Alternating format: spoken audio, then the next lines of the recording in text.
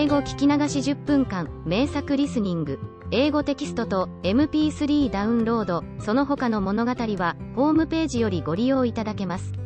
88thpp.com 88thpp.com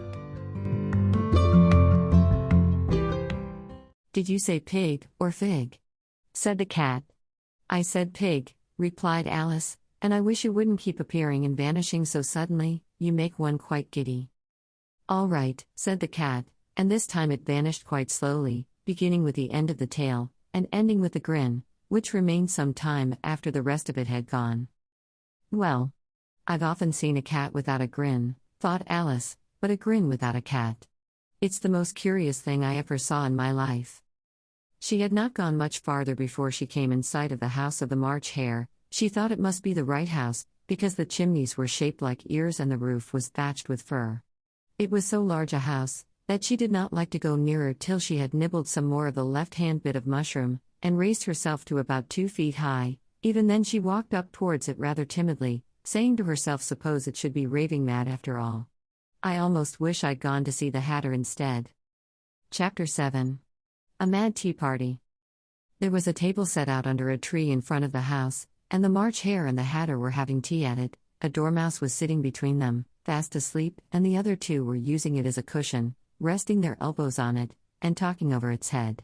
Very uncomfortable for the dormouse, thought Alice, only, as it's asleep, I suppose it doesn't mind. The table was a large one, but the three were all crowded together at one corner of it. No room.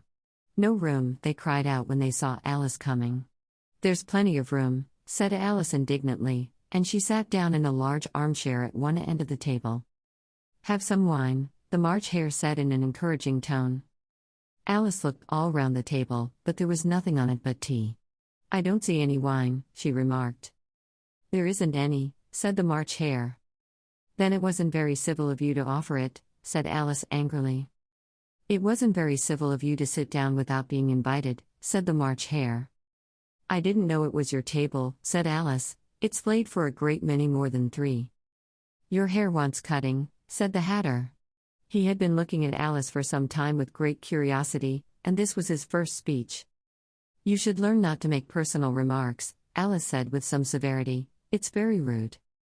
The Hatter opened his eyes very wide on hearing this, but all he said was, why is a raven like a writing desk? Come, we shall have some fun now, thought Alice. I'm glad they've begun asking riddles. I believe I can guess that, she added aloud. Do you mean that you think you can find out the answer to it? Said the March Hare. Exactly so, said Alice. Then you should say what you mean, the March Hare went on. I do, Alice hastily replied. At least I mean what I say. That's the same thing, you know. Not the same thing a bit, said the Hatter. You might just as well say that I see what I eat is the same thing as I eat what I see. You might just as well say, added the March Hare, that I like what I get is the same thing as I get what I like. You might just as well say, added the Dormouse, who seemed to be talking in his sleep, that I breathe when I sleep is the same thing as I sleep when I breathe. It is the same thing with you, said the Hatter, and here the conversation dropped, and the party sat silent for a minute, while Alice thought over all she could remember about ravens and writing desks, which wasn't much. The Hatter was the first to break the silence. What day of the month is it? He said, turning to Alice. He had taken his watch out of his pocket, and was looking at it uneasily, shaking it every now and then, and holding it to his ear. Alice considered a little, and then said the 4th. 2 days wrong, sighed the Hatter. I told you butter wouldn't suit the works. He added, looking angrily at the March Hare. It was the best butter, the March Hare meekly replied. Yes, but some crumbs must have got in as well, the Hatter grumbled. You shouldn't have put it in with the bread knife. The March Hare took the watch and looked at it gloomily, then he dipped it into his cup of tea, and looked at it again, but he could think of nothing better to say than his first remark. It was the best butter, you know. Alice had been looking over his shoulder with some curiosity.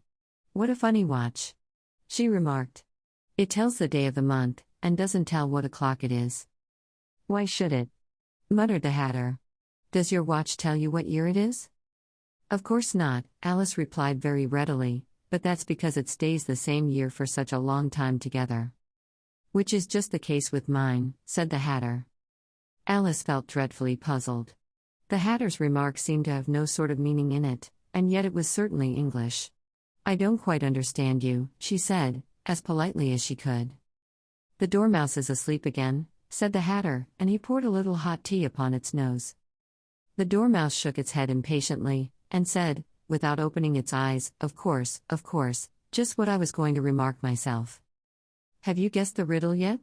The Hatter said, turning to Alice again. No, I give it up, Alice replied. What's the answer? I haven't the slightest idea, said the Hatter. Nor I, said the March Hare. Alice sighed wearily. I think you might do something better with the time, she said, than waste it in asking riddles that have no answers. If you knew time as well as I do, said the Hatter, you wouldn't talk about wasting it. It's him. I don't know what you mean, said Alice. Of course you don't. The Hatter said, tossing his head contemptuously. I dare say you never even spoke to time. Perhaps not, Alice cautiously replied, but I know I have to beat time when I learn music. Ah. That accounts for it, said the Hatter. He won't stand beating. Now, if you only kept on good terms with him, he'd do almost anything you liked with the clock. For instance, suppose it were 9 o'clock in the morning, just time to begin lessons, you'd only have to whisper a hint to time, and round goes the clock in a twinkling. 1:30, time for dinner. I only wish it was, the March Hare said to itself in a whisper. That would be grand, certainly, said Alice thoughtfully, but then, I shouldn't be hungry for it, you know. Not at first, perhaps, said the Hatter, but you could keep it to 1:30 as long as you liked. Is that the way you manage? Alice asked. The Hatter shook his head mournfully. Not I. He replied. We quarreled last March, just before he went mad, you know, pointing with his teaspoon at the March Hare. It was at the great concert given by the Queen of Hearts, and I had to sing. Twinkle, twinkle, little bat. How I wonder what you're at. You know the song, perhaps? I've heard something like it, said Alice. It goes on, you know, the Hatter continued, in this way. Up above the world you fly. Like a tea tray in the sky. Twinkle, twinkle. Here the Dormouse shook itself, and began singing in its sleep twinkle, twinkle, twinkle, twinkle, and went on so long that they had to pinch it to make it stop. Well, I'd hardly finished the first verse, said the Hatter, when the Queen jumped up and bawled out, He's murdering the time. Off with his head. How dreadfully savage, exclaimed Alice. And ever since that, the Hatter went on in a mournful tone, he won't do a thing I ask. It's always 6 o'clock now. A bright idea came into Alice's head. Is that the reason so many tea things are put out here? She asked. Yes, that's it, said the Hatter with a sigh, it's always tea time, and we've no time to wash the things between whiles. Then you keep moving round, I suppose? Said Alice. Exactly so, said the Hatter, as the things get used up. But what happens when you come to the beginning again? Alice ventured to ask. Suppose we change the subject, the March Hare interrupted, yawning. I'm getting tired of this. I vote the young lady tells us a story. I'm afraid I don't know one, said Alice, rather alarmed at the proposal. Then the Dormouse shall. They both cried. Wake up, Dormouse. And they pinched it on both sides at once. The Dormouse slowly opened his eyes. I wasn't asleep, he said in a hoarse, feeble voice, I heard every word you fellows were saying. Tell us a story, said the March Hare. Yes, please do, pleaded Alice. And be quick about it, added the Hatter, or you'll be asleep again before it's done. Once upon a time there were 3 little sisters, the Dormouse began in a great hurry, and their names were Elsie, Lacey, and Tilly, and they lived at the bottom of a well. What did they live on? Said Alice, who always took a great interest in questions of eating and drinking. They lived on treacle, said the Dormouse, after thinking a minute or two. They couldn't have done that, you know, Alice gently remarked, they'd have been ill. So they were, said the Dormouse, very ill.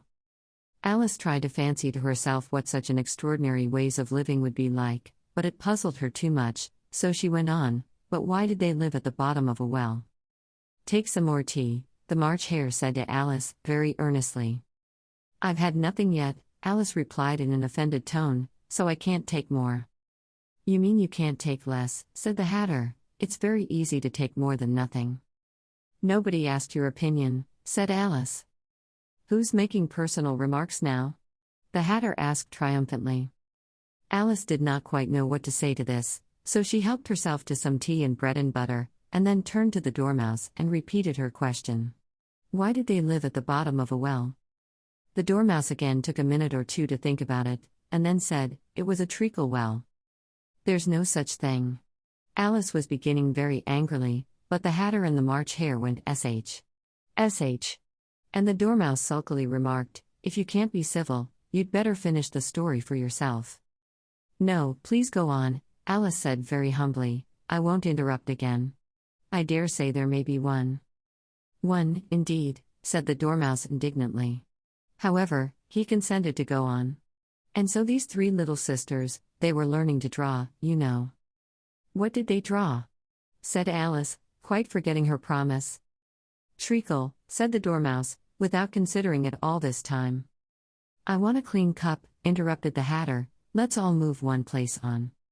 He moved on as he spoke, and the Dormouse followed him. The March Hare moved into the Dormouse's place, and Alice rather unwillingly took the place of the March Hare. The Hatter was the only one who got any advantage from the change, and Alice was a good deal worse off than before, as the March Hare had just upset the milk jug into his plate. Alice did not wish to offend the Dormouse again, so she began very cautiously, but I don't understand. Where did they draw the treacle from? You can draw water out of a water well, said the Hatter, so I should think you could draw treacle out of a treacle well, eh, stupid?